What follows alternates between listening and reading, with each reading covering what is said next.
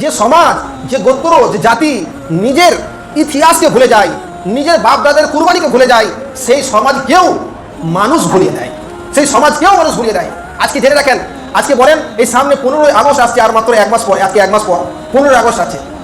আজকে বলেন সমস্ত জায়গায় পতাকা উত্তোলন করা হয়, অনেক জায়গায় পতাকা উত্তোলন করা হয়। আপনি বলেন সেখানে অনেক জায়গায় বক্তব্য হয়। কজন ব্যক্তি যারা মুসলমান, যারা নিজেকে মুসলমান বলে দাবি করে, যাদের বাপ দাদাদের কুরবানির কারণে আজকে এই দেশ স্বাধীন হলো, যে ইংরেজদের বিরুদ্ধে যে আন্দোলন করেছিল, যে অন্য ধর্মের লোক তো পরে করেছিল, তার 200 বছর আগে যে সমস্ত উলামায়ে কেরামরা, যে সমস্ত বুজুর্গায়ে দিনরা যারা খানকায় বসে আল্লাহ আল্লাহ করতো, সেখান থেকে তারা প্ল্যানিং করে তাদের মুরিদ দেখারে ছেড়ে দিয়ে পুরো দেশের মধ্যে ছড়িয়ে দিয়ে তারা আন্দোলন 200 বছর আগে করেছে। আজকে বলেন সেই লাখো লাখো মুসলমান যারা কুরবানি দিয়েছে, কজন ব্যক্তিকে স্মরণ করা হয়, কজন ব্যক্তিকে স্মরণ করা হয়? আমরা তো একজন, আমি বলছি না হিন্দু ভাইদের সম্মান করেন না, আমি বলছি না তাদেরকে মনে রাখেন না, তাদেরকেও মনে রাখেন, কিন্তু তাদেরকে তাদের ছবি লাগিয়ে আপনি মালা দিচ্ছেন। কমসে কম আমি বলবো না যে মুসলমানের ছবি লাগিয়ে মালা দিতে, কিন্তু আপনি তাদেরকে স্মরণ তো করতে পারেন। আমরাই আমাদের যারা পূর্বপুরুষ, যাদের রক্তর কারণে আজকে এই মসজিদে বসে আছি, যাদের রক্তর কারণে আমরা দুটো ভালো করে খেতে পাচ্ছি, যাদের কুরবানির কারণে আজকে আমরা এত কিছু পেয়েছি, তাদেরকে আমরা স্মরণ করি না। ওই জন্য আজকে সমাজও আমাদেরকে ভুলে গেছে। ওই জন্য আমাদেরকে প্রমাণ দিতে হচ্ছে যে আমরা দেশকে ভালোবাসি, আমাদেরকে পতাকা দেখাতে হচ্ছে যে আমরা দেশকে ভালোবাসি। কেন দেখাতে হচ্ছে? কিন্তু দেখা গেলে কি হবে, যে আমাদের লোকেরাই, আমাদের পূর্বপুরুষরাই এই দেশের জন্য সবচেয়ে বেশি কুরবানি করেছে। তো সেই জন্য আমার ভাইরা, এটা আমার বলার উদ্দেশ্য, আমাদেরকে জানতে হবে যে আমাদের পূর্বপুরুষরা কি করেছে। যখন আমি জানবো, আমার ছেলেকে বলবো, তখন তার মধ্যে সেই হিম্মত আসবে, সেই মুজাহাদা আসবে, কিছু করার জন্য, দেশের জন্য, বাপের জন্য, নিজের জন্য, সমাজের জন্য কিছু করার জন্য তাদের মধ্যে আগ্রহ আসবে। না হলে কখনোই সে আগ্রহ আসবে না। তবে বলবো হয়তো হোসেন রাদিয়াল্লাহু তাআলা আনহুর ঘটনা। সেই সময় যখন হয়তো মুআবিয়া রাদিয়াল্লাহু তাআলা আনহু, যিনি কাতিবে ওহী, মানে 4 খলিফা চলে গেছেন, হয়তো আবু বকর চলে গেছেন, হয়তো উমর চলে গেছেন, হয়তো উসমান চলে গেছেন, হয়তো আলী রাদিয়াল্লাহু তাআলা আনহু, 4 জন খলিফা চলে গেছেন। তারপরে খলিফা হয়েছেন হয়তো মুআবিয়া রাদিয়াল্লাহু তাআলা আনহু। তিনার পরে তিনি ভাবলেন যে আমার পরে কি খলিফা হবে। তো তিনার ছেলের নাম ইয়াজিদ, যার ব্যাপারে আজকে এত হাঙ্গামা করা হয়, যাকে গালি দেওয়া হয়, যার ব্যাপারে অনেক কিছু কথা বলা হয়। তো সেসব বলবো ইনশাআল্লাহ, তাকে গালি দেওয়া যাবে কিনা, সে কে ছিল না ছিল, সব কিছু বলবো ইনশাআল্লাহ। তো তিনি ভাবলেন যে আমার ছেলে ইয়াজিদ, তাকে খলিফা বানানো হোক, মানে দেশের নেতা বানানো হোক। তো তিনি ভাবলেন, এবং সাহাবা কেরামরা তখন বেঁচে ছিলেন, তো সাহাবা কেরামদের সঙ্গে আলোচনা করলেন যে এরপরে যে নেতা বানানো হবে, খলিফা বানানো হবে, কাকে বানানো হোক। তো অনেকেই মত দিয়েছিলেন যে ইয়াজিদকে বানানো হোক, কিন্তু অনেকের মত ছিল যে ইয়াজিদকে বানানো হবে না, কারণ ইয়াজিদ তো হুকুমত চালাতে পারতো, দেশ চালাতে পারবে, কিন্তু ওর আখলাক চরিত্র বা ওর ইবাদতের দিকে লাইন থেকে কমজোরি ছিল, সেজন্য অনেকেই পছন্দ করেননি। তো হয়তো মুআবিয়া রাদিয়াল্লাহু তাআলা ইন্তেকালের পরে হযরতে ইয়াজিদ তিনি কি করলেন, তিনি খলিফা হলেন। কিন্তু অনেক সাহাবারা সেই খিলাফতকে মানতে পারলো না, সেই খিলাফতকে মেনে নিননি, হাঙ্গামা হলো। তখন হুজুর সাল্লাল্লাহু আলাইহি ওয়াসাল্লামের নাতি হয়তো হোসেন রাদিয়াল্লাহু তাআলা, তিনিও বেঁচে ছিলেন। তো তিনিও ছিলেন, যেহেতু তিনি হুজুর পাক সাল্লাল্লাহু আলাইহি ওয়াসাল্লামের নাতি এবং সমস্ত দিকে যোগ্যতা, দেশ চালানোর দিকে যোগ্যতা আছে, আখলাকের দিকে, আল্লাহর দিকে, তাকওয়ার দিকে, সমস্ত দিকে যোগ্যতা আছে, তো তিনিও ছিলেন। তো অনেক মানুষরা বা তাদের মধ্যে হয়তো হোসেন রাদিয়াল্লাহু তাআলা তিনিও সেই খিলাফতকে মানতে পারলেন না। তো এবার কি হবে, এবার কুফার লোকেরা, কুফাবাসী, তো তারা চাইলো, তারা সেখানে কুফার অনেক লোক বাস করতো, তো কুফার লোকেরা হয়তো হোসেন রাদিয়াল্লাহু তাআলার কাছে চিঠি লিখলেন যে আপনি আসেন, আপনার খেলাফতকে আমরা মেনে নেবো, আপনার হাতে আমরা বায়াত হব। তো এই চিঠি আসতে থাকলো। হয়তো হোসেন রাদিয়াল্লাহু তাআলা তিনি কি করলেন, মদিনা থেকে মক্কায় আসতে লাগলেন। অনেক সাহাবারা বারণ করলেন, কিন্তু তবুও তিনি চলে এলেন। যখন মক্কায় এলেন তখন বার চিঠি আসতে লাগলো। তো চিঠি আসার পরে তিনি ভাবলেন যে যখন এত লোক চিঠি পাঠাচ্ছে, তাহলে নিশ্চয়ই ব্যাপারটা ভেবে দেখা দরকার। তো তিনি কি করলেন, তিনার চাচাতো ভাই মুসলিম ইবনে আকিল, তিনাকে কি করলেন, তিনাকে ওই কুফার অবস্থা, মানে কুফার লোকেরা চাইলো যে আপনাকে খলিফা বানাবো, তো কুফার অবস্থাটা একটু যাচাই করে দেখার জন্য মুসলিম ইবনে আকিলকে পাঠানো হয়। তো মুসলিম ইবনে আকিল তিনি গেলেন। কুফায় যাওয়ার পরে 12,000 সৈন্য, মানে 12,000 লোক মুসলিম ইবনে আকিলের হাতে বায়াত হলেন হযরতে হোসেন রাদিয়াল্লাহু তাআলা আনহুর পক্ষ থেকে, যে আমরা হোসেন রাদিয়াল্লাহু তাআলাকে নিজের খলিফা মানছি, আপনার হাতে বায়াত করলাম। বায়াত মানে হচ্ছে আমরা মেনে নিলাম যে হোসেন রাদিয়াল্লাহু তাআলা আমাদের নেতা হবে। তারপরে কি হলো, ওই কুফাবাসী তারা কি করলো, এবার যখন মেনে নিল, তখন ওই মেনে নেওয়ার আগে একটা কথা আছে, সেটা হচ্ছে কুফার যে গভর্নর ছিল, মানে যে হেড ছিল, গভর্নর মানে মনে করেন এখন প্রধান মুখ্যমন্ত্রী, তখনকার গভর্নর মানে, তো গভর্নর যে ছিল সে ছিল নু'মান ইবনে বাশির। তো সেই ব্যক্তিরা ছিল একটু নরম মেজাজের। তো তার পরিবর্তে নু'মান ইবনে বাশিরের পরিবর্তে উবাইদুল্লাহ ইবনে জিয়াদ, তাকে ইয়াজিদ যে মুআবিয়ার ছেলে, সে কি করলো, তাকে খলিফা বানালো। খলিফা বলতে কি, গভর্নর বানালো। তো গভর্নর বানানোর পরে তার মিজাজ ছিল একটু কড়া, মানে শক্ত মিজাজ, জালিমানা মিজাজ। তো সে যখন মুসলিম ইবনে আকিল, যেটা হয়তো হোসেন রাদিয়াল্লাহু তাআলা পাঠিয়েছিলেন, তাকে কি করলো, অনেক ঝামেলা হওয়ার পরে 12,000 সৈন্য সেই মুসলিম ইবনে আকিলের হাতে তো বায়াত হলো, কিন্তু আস্তে আস্তে তারা সব ধোঁকা দিয়ে দিল, সব কেটে গেল। আর এদিকে মুসলিম ইবনে আকিল তিনি কি করলেন, চিঠি লিখে হয়তো হোসেন রাদিয়াল্লাহু তাআলার কাছে পাঠিয়ে দিলেন যে আপনি আসতে পারেন কুফায়, কারণ এখানে অবস্থা খুব ভালো, আমার হাতেই 12,000 লোক কি করেছে, বায়াত হয়ে গেছে, আপনি আসতে পারেন। কিন্তু এই চিঠি পাঠানোর পরেই ওই উবাইদুল্লাহ ইবনে জিয়াদ সে কি করলো, সেই মুসলিম ইবনে আকিলকে যখন সমস্ত লোক তাকে ধোকা দিয়ে দিল, তার কাছ থেকে 12,000 লোকই সরে গেল, তো তাকে কি করলো, কতল করে দিল, তাকে কায়েদ করে কি করলো, কতল করে দিল, তাকে মেরে দিল। এদিকে মুসলিম ইবনে আকিলকে মারা হয়ে গেছে, কিন্তু উনি কি করেছেন, চিঠি লিখে পাঠিয়ে দিয়েছেন যে আপনি এই কুফাতে আসতে পারেন, যাতে করে কি হবে, কোনো ঝামেলা হবে না। আর এদিকে ঝামেলা শুরু হয়ে গেছে। তো হয়তো হোসেন রাদিয়াল্লাহু তাআলা আনহু তিনি কি করলেন, নিজের ছেলে মেয়ে তার লোকেদেরকে নিয়ে তিনি কুফায় চলে যেতে লাগলেন। কেন, যে তিনি মনে করলেন যে কুফার অবস্থা ভালো হয়ে গেছে, সেখানে লোক আমার হাতে বায়াত হতে চায়, ইয়াজিদকে মানতে চায় না, তো সেই জন্য তিনি চলে গেলেন ওখানে। রাস্তায় যখন ইরাকের কাছাকাছি পৌঁছালেন, তখন তিনি খবর পেলেন যে না, যেটা আমি ভেবেছিলাম সেটা নয়, মুসলিম ইবনে আকিলকে কতল করে দেওয়া হয়েছে, আর কুফার অবস্থা ভালো নয়, সবাই ধোকা দিয়ে দিয়েছে। তখন কি হলো, হয়তো হোসেন রাদিয়াল্লাহু তাআলা তিনি চাইলেন যে আমি কি করব, এখান থেকে ফিরে যাব। আর এটাও চাইলেন যে আমি হয়তো ইয়াজিদের সঙ্গে কি করবো, মোলাকাত করবো, ইয়াজিদ যখন গভর্নর অন্য জায়গায় ছিল। তো উবাইদুল্লাহ ইবনে জিয়াদ এই ঘটনাতে সবচেয়ে যে বদমাইশি করেছিল সেটা হচ্ছে উবাইদুল্লাহ ইবনে জিয়াদ। সে কি করলো, সে একদল লোক আমর ইবনে সাদের নেতৃত্বে পাঠিয়ে দিল হয়তো হোসেন রাদিয়াল্লাহু তাআলাকে আটকানোর জন্য, কায়দি করার জন্য। তো আমর ইবনে সাদ এবং তার সৈন্যদল নিয়ে সে হোসেন রাদিয়াল্লাহু তাআলাকে কায়দি করার জন্য এলো এবং বললো যে আপনি উবাইদুল্লাহ ইবনে জিয়াদের হাতে বায়াত হয়ে যান। কিন্তু উবাইদুল্লাহ ইবনে জিয়াদ তো গভর্নর ছিল, আসল বাদশা কে ছিল, ইয়াজিদ ছিল। তিনি বললেন না, আমি প্রথম ইয়াজিদের সঙ্গে মোলাকাত করবো, দেখা করবো, তারপরে কোনো কথা হবে। তো কিন্তু সে জোরজবস্তি করলো, বললো না, আপনাকে আমাদের হাতে কি হতে হবে, উবাইদুল্লাহ ইবনে জিয়াদের হাতেই বায়াত হতে হবে, না হলে কিন্তু আপনাকে আমরা লড়াই করবো, এরকম একটা পরিস্থিতি চলে এলো। তখন যখন মানলেন না, তখন হোসেন রাদিয়াল্লাহু তাআলা 3টে প্রস্তাব দিয়েছিলেন যে দেখো, হয়তো আমাকে এখান থেকে মক্কায় ফিরে দিতে দেন, না হলে কি ইয়াজিদের সঙ্গে আমাকে মোলাকাত করতে দেন, না হলে আমি অন্য কোনো দেশে চলে যাব। তিনি ঝগড়া যুদ্ধ করতে চাননি, কোনো রকম যুদ্ধ করতে তিনি চাননি, তিনি চেয়েছিলেন একটা মীমাংসা হোক। কিন্তু ওরা কি করেছিল, জোরজবস্তি করেছিল যে না, আপনাকে বায়াত হতে হবে। তখন কি হয়েছিল, ওই কারবালার ময়দানে সেই যুদ্ধ হয়েছিল। একদিকে হয়তো হোসেন রাদিয়াল্লাহুর কাছে খুব অল্প সংখ্যক সৈন্য দল, খুব অল্প সংখ্যক, আর এদিকে হাজার হাজার সৈন্য, তাদের সঙ্গে লড়াই হলো।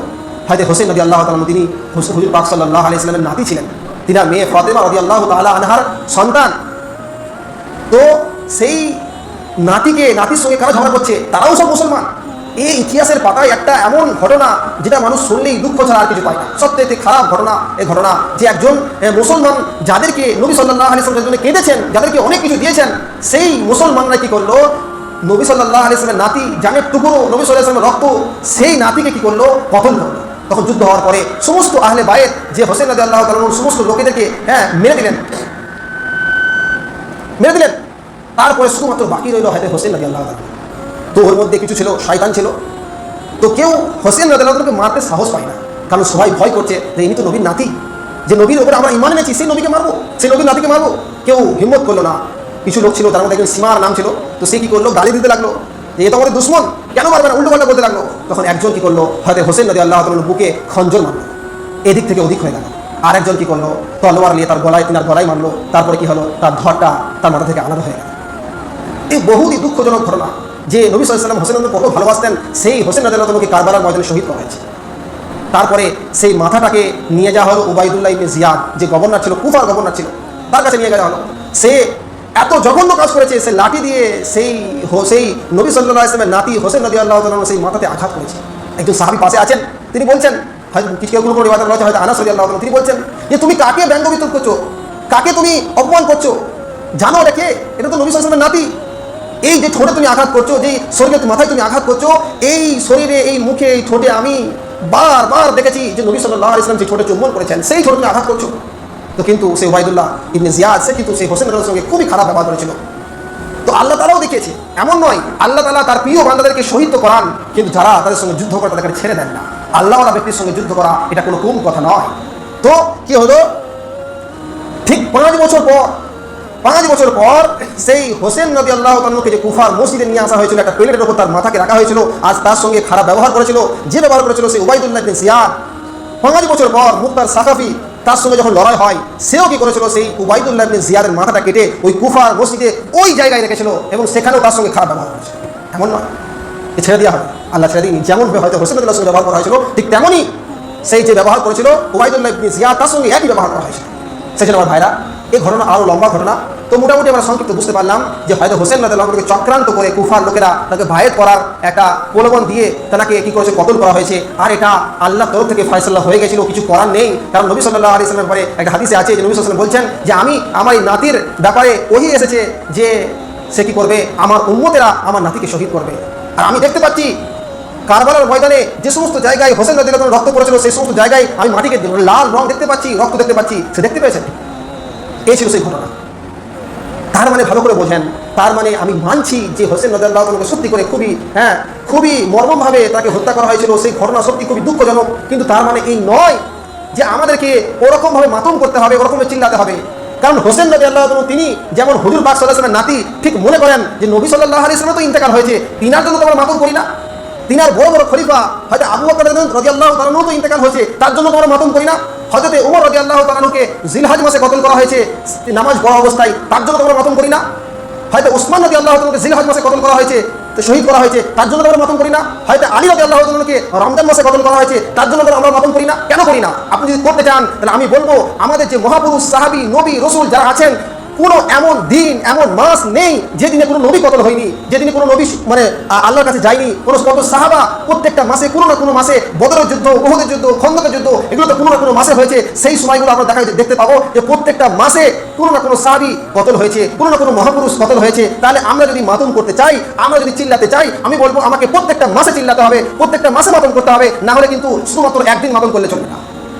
সেই জন্য আমার ভাই আমাদেরকে সরে আসতে হবে, আমাদেরকে জানতে হবে যে ব্যক্তির জন্য আমরা মাতম করছি সেই ব্যক্তিটা কি করে গেছেন, সেই ব্যক্তিটা কি করে গেছেন বলেন।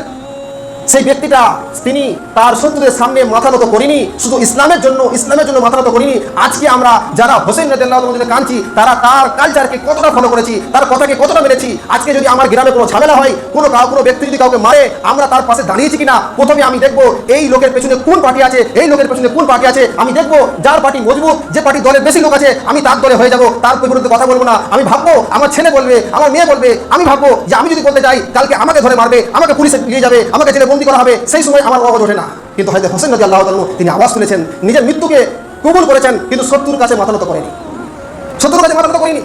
আজকে আমরা চিন্তা করি, আজকে যদি আমি চিন্তা করি যে আজকে আমাদের মুসলমান সমাজের আজকে অবনতি কেন, এর একটা বড় কারণ হচ্ছে যেটা বলবো, যেটা হোসেন রাদিয়াল্লাহু আনহুর যে ঘটনা থেকে আমরা শিক্ষা পাই, সেটা বলবো যে এইটাই হচ্ছে সবচেয়ে মেন কারণ, যেই কারণের কারণে আজকে আমাদের সমাজ উন্নতি হচ্ছে না। সেটা কি? যে যোগ্য মানুষকে তার জায়গা দেওয়া হয় না, যোগ্য মানুষকে তার জায়গা দেওয়া হয় না। আমি মনে করি আমার কাছে তো খুব বড় কথা, আপনারাও চিন্তা করবেন এটা বড় কথা। আজকে এটা সবাই এর মধ্যে ফেসে আছে। আজকে কোনো মসজিদ বলেন, কোনো মাদ্রাসা বলেন, কোনো স্কুল বলেন, কোনো প্রতিষ্ঠান বলেন, সেখানে কি করা হয়, সেখানে যদি আমি মুহতামিম হই বা আমি যদি হেড টিচার হই বা আমার যদি সেটা দল হয়, তাহলে আমি কি করবো, আমার ছেলেকে বানাবো, আমার কাছের লোককে বানাবো, যদিও তার মতো যোগ্যতা না থাকে। জেনে রাখবেন এরকম হয় না। কোনো সমাজ, কোনো জায়গা, কোনো প্রতিষ্ঠান, কোনো মসজিদ সেখানে আমার ছেলে বানবে, আমার আত্মীয় স্বজন বানবে, এরকম হবে না। আপনাকে দেখতে হবে কার যোগ্যতা আছে।